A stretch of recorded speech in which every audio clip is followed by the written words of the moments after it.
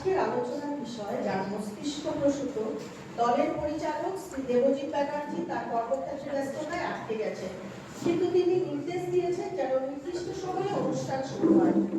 তিনি অনুষ্ঠানের মাঝে উপস্থিত হবেন, তাই দেরি না করে আমরা অনুষ্ঠান শুরু করব।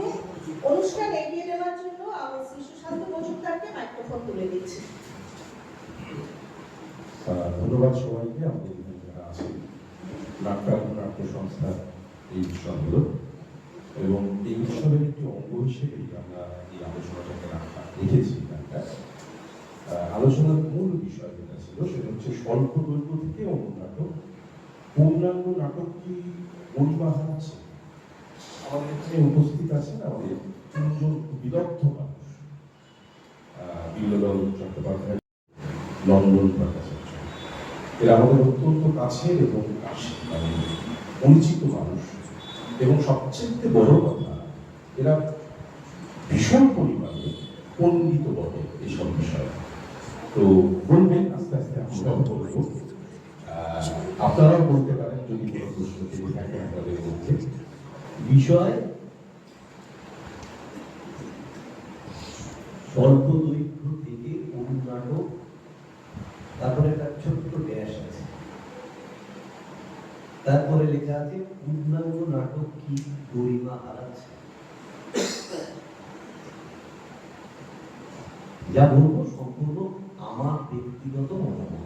ঠিক আছে, নাটকের দৈর্ঘ্য কমে গেছে।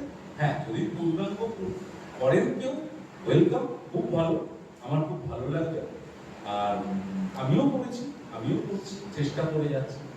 তো অনুনাটক একদম নয়, এবং যদি আবার ফিরে আসে যে একাঙ্ক নাটকের জোয়ার, তাকে আমি ওয়েলকাম করবো, কিন্তু অনুনাটককে নয়। ধন্যবাদ। শুনলাম আপনারাও বলবেন কথা থাকলে আমি বলছি বলে। এখন সেটা হচ্ছে নৌকাটার হালটাকে শক্ত করে ধরে এই উত্তাল সময়টাকে শুধু পেরিয়ে যাওয়া, তাতে যাচ্ছি।